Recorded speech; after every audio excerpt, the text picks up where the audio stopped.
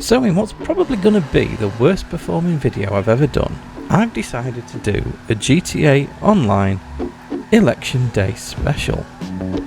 So it's election time in the UK, so I thought I would give you all a breakdown of politics in the UK through the medium of cars in GTA. What can possibly go wrong? So we'll start with the Tories, or the Conservative Party, who you can see here at the start line in the Itali GTO. Now I know some of you may be thinking it looks like a Cheburek, but it's not. It's an Itali GTO, and it is one because I say it is.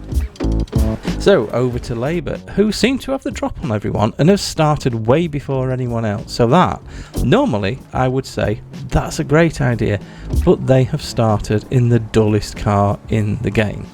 So yes, it's very safe, I'm sure they'll finish, but when?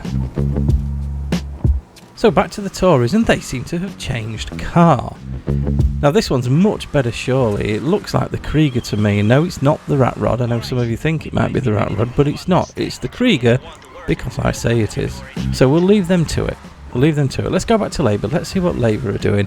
And they seem to be stopping for a bite of lunch, which, to be fair, is their right under employment law.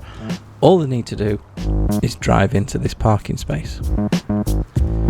Yep, just pull into the space. All you've got to do is drive into the space. Right, let's check on the Tories, and they seem to have changed car again. Now this one's a bit of an abomination. Why on earth would you choose that?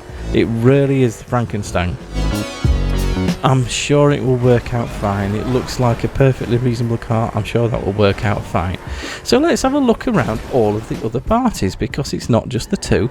Unlike the US, we don't just have a two-party system, we have quite a few others. So let's have a look at the Greens. Ooh, yeah, that's going to take a while.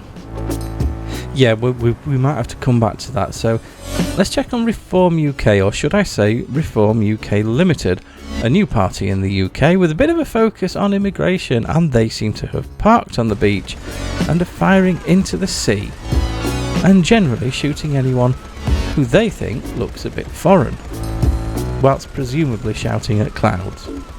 Who's laughing now? Shut up! Yeah, each to your own. I think I'll leave them to it. Back to Labour, let's have a look. They've finished their lunch and they've set off the wrong way. So let's just pull up safely and wait for a clear spot to turn around. Won't be long now, surely. So over to another one of our smaller parties. That's the Liberal Democrats, who seem to be having a whale of a time.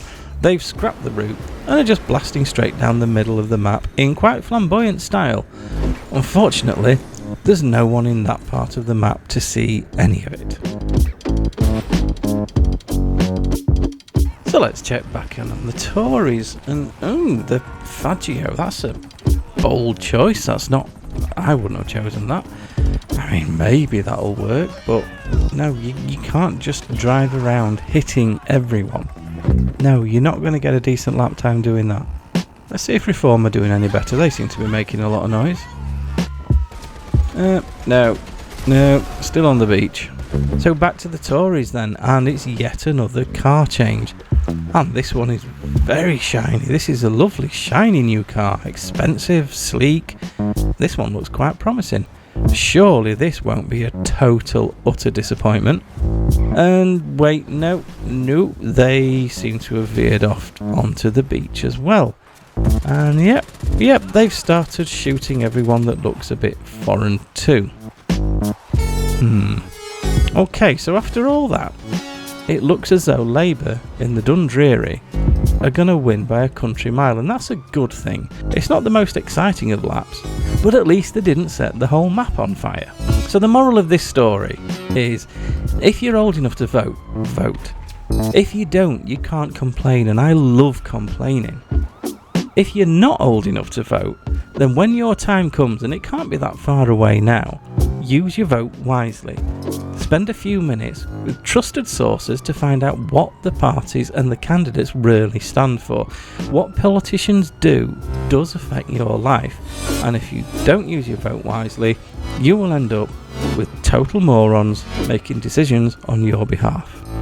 I hope that was in some way useful. If you're in the UK, I hope that was a bit of a respite from the endless election coverage we've had for the last 6 weeks. If you're outside of the UK, I hope it's giving you some understanding of how things work over here. Take care of yourselves, and I will see you all in the next one.